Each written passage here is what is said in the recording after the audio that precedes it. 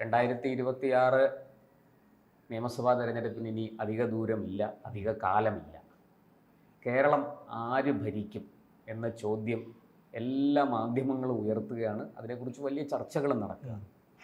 എന്താണ് ഇക്കാര്യത്തിൽ താങ്കൾക്ക് പറയാനുള്ളത്? കേരളം ഇപ്പം ചോദിച്ചു കഴിഞ്ഞാൽ LDF തന്നെ. ഇപ്പം ഈ പോയിന്റ് ഓഫ് ടൈം നിങ്ങൾ ഇനി ഒരുപാട് സമയമുണ്ട് കേട്ടോ. 2014 ഇലക്ഷൻ്റെ ഏതാണ്ട് ഒരു വർഷത്തോളം 2014 ഇലക്ഷൻ്റെ റിസൾട്ട് മാറി ജിഷ കേസോട് കൂടിയിട്ടാണ് വലിയൊരു ഷിഫ്റ്റ് വന്ന്. അതുവരെ നെക്കനൊക്കെ പോയിക്കൊണ്ടിരുന്ന മത്സരമാണ്. അപ്പം അതുപോലെ തന്നെ ഒരു കടുംപെട്ട് പ്രയോഗം സുധീരൻ്റെ ഭാഗത്ത് നിന്ന് ഇതൊക്കെ ഇലക്ഷൻ്റെ 2-3 മാസം മുമ്പ് സംഭവിച്ചിട്ടുള്ള കാര്യം, അല്ലെങ്കിൽ ഇലക്ഷൻ നടക്കുന്നത് സംഭവിച്ചിട്ടുള്ള ചെറിയ കാലയളവിൽ അത് മൊത്തം ഇലക്ഷൻ്റെ റിസൾട്ട് ഷിഫ്റ്റ് ചെയ്യിപ്പിച്ചിട്ടുണ്ട്. അപ്പോൾ ഇപ്പം നമ്മൾ ഈ പോയിന്റ് ഓഫ് ടൈമിൽ നമ്മൾ നോക്കുമ്പോൾ LDF എന്ന് പറയാൻ കാരണം ലോക്സഭാ ഇലക്ഷൻ ഒരു പ്രത്യേക സാഹചര്യത്തിൽ നടന്നത്. 2 ഫാക്ടേഴ്സ് ഞാൻ എപ്പോഴും പറയേണ്ടതിൽ. ഒന്ന്, ഈ ന്യൂനപക്ഷങ്ങൾക്കിടയിലുള്ള BJP പേടി, പ്ലസ് RSSും BJP തമ്മിൽ ഉണ്ടായിട്ടുള്ള ചെറിയൊരു ഇൻഫൈറ്റ്. ഇതുകൊണ്ടാണ് ഹ്യൂജ് മെജോറിറ്റിയിലേക്ക് LDF പോയത്. പിന്നെ UDF പോയത്. പിന്നെ മാത്രമല്ല ആൻറ്റി ഇൻകമ്പൻസി ഉണ്ടായിരുന്നു ചെറുതായിട്ട്. അത് ആ ഇലക്ഷൻ ജനങ്ങൾ ചെയ്ത് തീർത്തു. പക്ഷേ അതിനുശേഷം നടന്ന നിങ്ങൾ ആ ഇലക്ഷൻ്റെ റിസൾട്ട് ഈ ലോക്കൽ ബോഡീസിലേക്കുള്ള ബൈ ഇലക്ഷൻ റിഫ്ലക്റ്റ് ചെയ്യപ്പെട്ടില്ല. റിഫ്ലക്റ്റ് ചെയ്തിരുന്ന LDF തുന്നമടിപ്പോയത്. അവർ തന്നെയാണ് ഇപ്പോൾ 1-2 സീറ്റിനൊക്കെ മുന്നിട്ട് നിൽക്കുന്നത്. മാത്രമല്ല ഈ മേൽക്കൈ ഈ ലോക്സഭാ ഇലക്ഷൻ നടന്ന സമയത്ത് കേരളത്തിൽ റോഡുകളെല്ലാം കുത്തിപ്പൊള്ളിച്ചിരിക്കി ഒരു വല്ലാത്തൊരവസ്ഥയായിരുന്നു. ഭയങ്കര സാമ്പത്തിക പ്രതിസന്ധി, ഗവർണർ ഇടപെടുന്നു, കേരളത്തിൽ ട്രഷറി പൂട്ടി പോകുന്നുള്ളൊരവസ്ഥ. ഇതൊക്കെ ഇപ്പം മാറി വരുന്നുണ്ട്. ഇപ്പം നിർമ്മലാ സീതാരാമനും പിണറായി കൂടി നടത്തിയ ചർച്ചയിൽ ആ ഒരു വർഷം എന്നാണ് പരിഹരിക്കുന്നതായി. 2 റോഡുകളൊക്കെ നന്നായി. ലാലു പ്രസാദിൻ്റെ അതുവിൻ്റെ ഭാഷയിൽ പറഞ്ഞാൽ ഹേമാമാലിനിയുടെ കവിള് പോലെ ഏറെ ബീഹാറിലെ റോഡുകളെ ഹേമാമാലിനിയുടെ കവിള് പോലെ ആക്കും.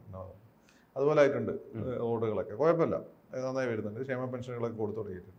ഇപ്പം ഈ ആശാ വർക്കേഴ്സിൻ്റെ സമരമാണ് ഇപ്പോൾ ഉള്ളത്. പിന്നെ മലയാളിയുടെ പ്രശ്നം എന്ന് വെച്ചാൽ മലയാളി ഏതെങ്കിലും വിഷയം കടലാസ് പോലെയാണ്, പെട്ടെന്ന് കത്തി അങ്ങ് തീരും. പിന്നെ ആശാ വർക്കർമാരുടെ പ്രശ്നം ഒരു പരിധി കൂടുതൽ മലയാളി ഏറ്റെടുക്കില്ല. മലയാളി ഇപ്പോൾ ഭയങ്കര സ്വാർത്ഥനാണ്, അവൻ്റെ കാര്യങ്ങൾ നടന്നിട്ടുണ്ടെന്ന് നോക്കുള്ളൂ. പിന്നെ UDF ആണ് ആര് മുഖ്യമന്ത്രിയാണെന്ന് അവരിപ്പോഴും തീരുമാനിച്ചു. അതിൻ്റെ അടി നടന്നുകൊണ്ടിരിക്കുകയാണ്.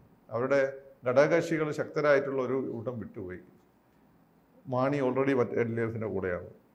അതുപോലെ തന്നെ UDFിൻ്റെ മുസ്ലിം ലീഗിൻ്റെ ഒരു 25% വരുന്ന സംസ്ഥാനം, 30% സംസ്ഥാന പിണറായി നിലപാടുണ്ട്. പിന്നെ സ്വാഭാവികമായിട്ടും ടാക്ടിക്കലായിട്ട് BJP വോട്ട് ചെയ്യാൻ സാധ്യതയുണ്ട്. അങ്ങനെ വരുമ്പം LDFിനാണ് സാധ്യത. BJPയുടെ 20% വോട്ട് വാസ്തവത്തിൽ UDFിനെ തോൽപ്പിക്കുന്നതാണെന്ന് പൊതുവെ ഒരു വിലയിരുത്തൽ. UDFിനെ അത് അവർ പിടിക്കുന്നത് മാത്രമല്ല, അവർ UDFിനെ അല്ലാതെ നേരിട്ട് തോൽപ്പിക്കാൻ ശ്രമിച്ചാൽ അവർക്ക് ക്രോസ് വോട്ട് ചെയ്യാനും പറ്റും. BJP അതിനുള്ള ശേഷിയുണ്ട് കേരളത്തിൽ. ഏതാനും ജില്ല മണ്ഡലങ്ങൾ വെച്ച് ബാക്കി ആര് തോൽക്കണമെന്ന് BJP തീരുമാനിക്കാൻ പറ്റും. BJP അല്ല, RSSനെ തോൽപ്പിക്കാൻ പറ്റും. പക്ഷേ ആര് ജയിക്കണമെന്ന് BJP ക്രോസ് വോട്ട് ചെയ്യണമെന്ന് പറഞ്ഞാൽ BJPക്കാരെ കേൾക്കണം. പക്ഷേ RSS പറഞ്ഞേക്കോ, അതാണ് എൻ്റെ വ്യത്യാസം.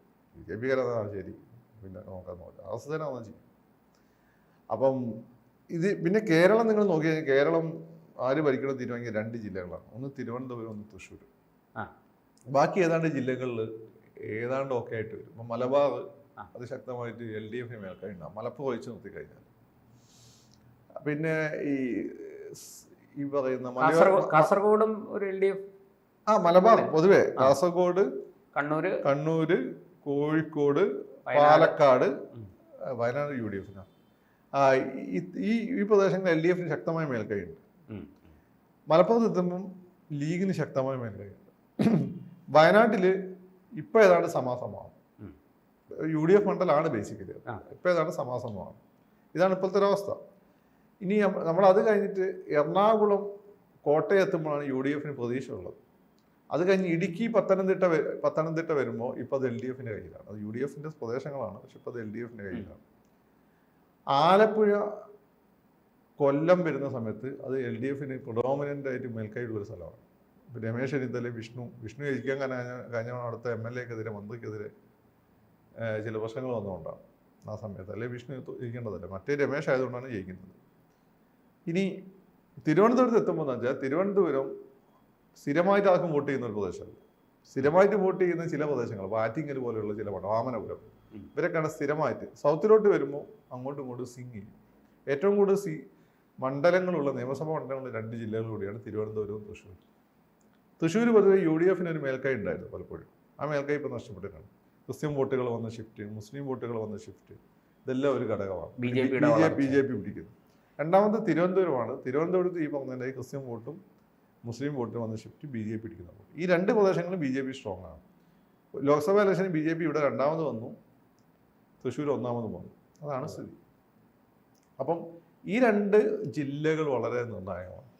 അപ്പോൾ UDF-ൽ നിന്ന് BJP-യിലേക്ക് പോകുന്ന വോട്ടുകൾ ഈ മണ്ഡലങ്ങളിൽ നിന്ന് UDF പിടിക്കാൻ സാധ്യതയുള്ള സീറ്റുകളെ സ്വാധീനിക്കാൻ ഇടയുണ്ട്. അപ്പം അത് BJP നമുക്കറിയില്ല. ഇനിയിപ്പോൾ ഇവർ ഞാൻ പറഞ്ഞു ലോക്സഭാ ഇലക്ഷന് BJP RSS ഇൻഫൈറ്റ് ഉണ്ടായിരുന്നുള്ള കാര്യം നമ്മൾ പിന്നെയാണ് അറിയുന്നത്.